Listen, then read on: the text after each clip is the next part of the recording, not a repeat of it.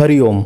अगर कोई गुरु या गुरुद्वार की निंदा करे, गुरु के नियुक्त लोगों के प्रति नफरत हमारे मन में भरे, तो हमने हमारे गुरुजी की बात मानी ही नहीं है। हमारा उन पर दोष दृष्टि रखने का भी अधिकार नहीं है, क्योंकि उनके नाम के साथ बापूजी का नाम जुड़ा है, समर्पित आश्रमवासी टैग लगा है और ऑन ड्यूटी है। जैसे सरकारी कर्मचारी उस पर गाली गलौच नहीं कर सकते या उस पर हाथ नहीं उठा सकते, भले वह गलत दिख रहा हो, क्योंकि ऐसा करने से हम ही मुसीबत में फंस सकते हैं।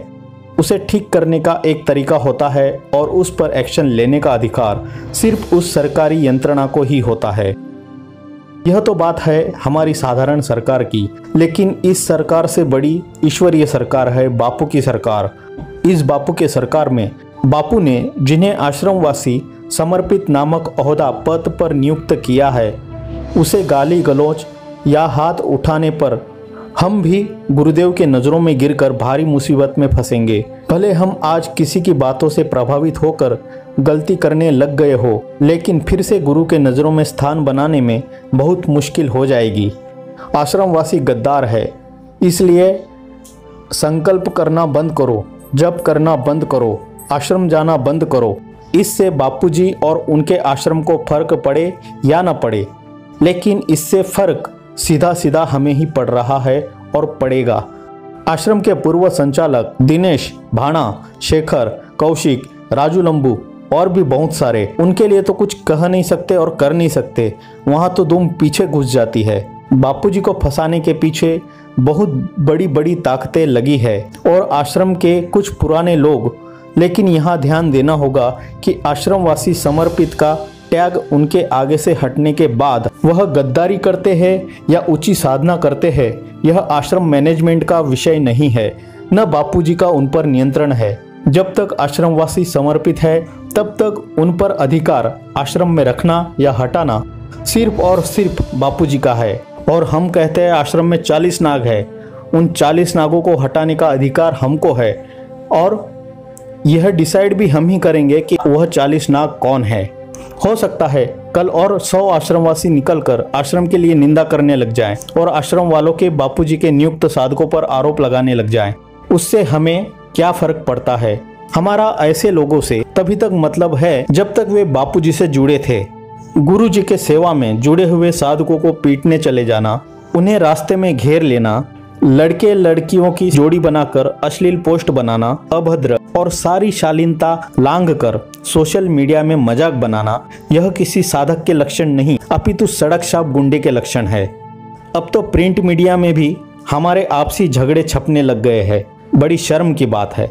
ये लोग आश्रम से निकाले गए और भागे हुए गद्दार साधकों को कुछ कर नहीं सकते, कुछ कह नहीं सकते, इसलिए सॉफ्ट टारगेट पर सीधे अनसीधे हमले करते रहते हैं। टोलियां बनाकर सवाल पूछने के बहाने आश्रमों में फोन करके गालियां देना, यह भी मिशन बनाते हैं। बापूजी ने बताया हुआ है कि बापूजी जेल में ही अंदर रहे, इसलिए उनके ऊपर हर महीने 100 करोड़ खर्चा हो रहा है। वह 100 करोड़ कौन देता है, वह तो बंद नहीं करा सकते।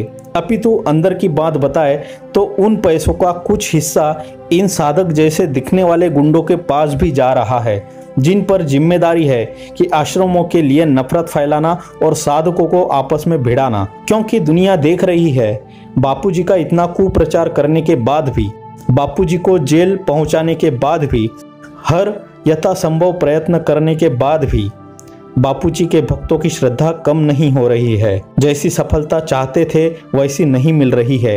तो साधकों के परिचित चेहरों का इस्तेमाल करके और हमारे ही है, ये सच बोल रहे हैं ऐसा समझकर साधक स्वीकार करेंगे। ऐसे लोगों के द्वारा आश्रम के लिए नफरत फैलाना, लोगों का आश्रम जाना बंद करवाना, सेवाओं में असहयोगी बनाना, इस तरह के फार्मूले अप्लाई हो रहे हैं। और बस बापूजी के नाम से जिनका हृदय भावनात्मक है, उनका पूरा फायदा उठाया जाता है। इन्होंने बापूजी की इमेज एक लाचार, बेसहारा, बिल्कुल टूटे हुए ऐसी बना दी है। बापूजी आज भी सबको सबक सिखाने में वैसे ही शहंशाह है और सभी आश्रमों के सेवाओं पर वैसा ही अधिकार आज भी है और वही दबंगाई आज भी है। यह बात जो अंदर रहकर आए हैं उनसे आप पूछ सकते हैं। इस बात की पुष्टि कर सके ऐसी काफ़ी बातें हैं, लेकिन कुछ मर्यादा, प्राइवेसी और मेरे अधिकार की सीमाएं मुझे इसे कहने से रोकती है। और भी कुछ ऐसी बातें हैं जो इन षड्यंत्रकारियों के बारे में आप जानोगे तो पैरों तले जमीन खिसक जाएगी। बड़ी बड़ी ताकतें, राजनीतिक ताकतें, मिशनरियां, वे सब अपनी जगह है ही, लेकिन साधकों में फूट डालकर आश्रम हड़पने का इरादा किनका है और साधक बताकर, संकल्प सभा आदि चलाकर इन्हें कौन फंडिंग मतलब पैसे की मदद कर रहा है और आश्रम वासियों पर अविश्वास की स्थिति बनाकर केस और आश्रम पर बिठाने के लिए रास्ता खुला करवाना है।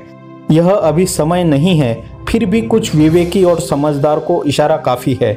जो साधकों के मन में यह शंका भी अगर उत्पन्न हो गई है कि बापूजी के निर्णय गलत है, कि इन लोगों को रखकर बापूजी ने गलती की है, तो बापूजी को गलत ठहराने की बहुत बड़ी गलती हम ही कर रहे हैं। संकल्प सभा और आश्रम में दो बड़ा फर्क है। आश्रम बापूजी ने बनाया है, आश्रम पर बापूजी का संकल्प और बापूजी का आशीर्वाद है, और संकल्प सभा बापूजी के नाम से धूर्त लोगों ने बनाया है।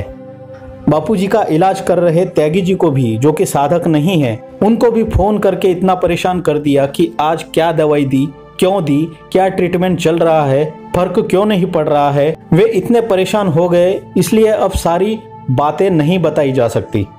सुब्रमण्यम स्वामी भी अगर खुद आकर कहें कि मुझे केस लड़ना है, तो भी वे तभी लड़ सकते हैं जब बापूजी स्वीकृति देंगे। बापूजी ने कहा भी है कि स्वामी जी का कब इस्तेमाल करना है यह उन्हें भी पता है और हमें भी पता है।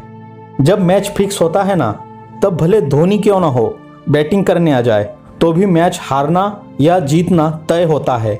वैसे ही यह कानून के अंधे अनपढ़ लोगों को भी समझ आने जैसी बात है कि बापूजी को फंसाना और बेल न देना पूरा फिक्स मामला है। लेकिन बापूजी भी शायद इसलिए एप्लीकेशन लगाते हैं कि हमारे अधिकार में जितना है वह पूरा इस्तेमाल करना चाहिए। यह मैंने प्रत्यक्ष देखी हुई बात बता रहा हूँ। बापूजी जब फ्लाइट में जाते हैं तो फ्लाइट में खाने पीने की जो चीज़ें होती है, कोल्ड ड्रिंक्स आदि भी, हालांकि बापूजी इस्तेमाल नहीं करते, फिर भी बापूजी ये चीज़ें ले लेते हैं क्योंकि वे अधिकार में हैं। फिर चाहे उसे किसी को दे दे या फेंक दे, लेकिन अधिकार नहीं छोड़ेंगे। बापूजी से हम प्रार्थना करें कि बापूजी हम में आपके लिए और आपके लिए निर्णयों के प्रति कभी अश्रद्धा का भाव न आए, क्योंकि श्रद्धा बड़ी नाजुक डोर है। बापू कहते हैं कि किसी का धन छीन लेना, सम्मान छीन लेना, सर्वनाश कर देने से भी बड़ा पाप है किसी की श्रद्धा तोड़ना। और श्रद्धा एकदम से नहीं, धीरे धीरे भी टूटती है। गुरुजी ने मंत्र दीक्षा देकर एक ज्ञान की श्रद्धा की ज्योत हमारे दिल में जगाई है, उसे हम हमेशा प्रज्वलित रखें और उसे ऐसे आंधी तूफान से और पानी से बचाएं। और यह हमें ही करना पड़ेगा, नहीं तो एक दिन वह अगर बुझ गई तो फिर जलाना मुश्किल हो जाएगा। जागो साधक जागो।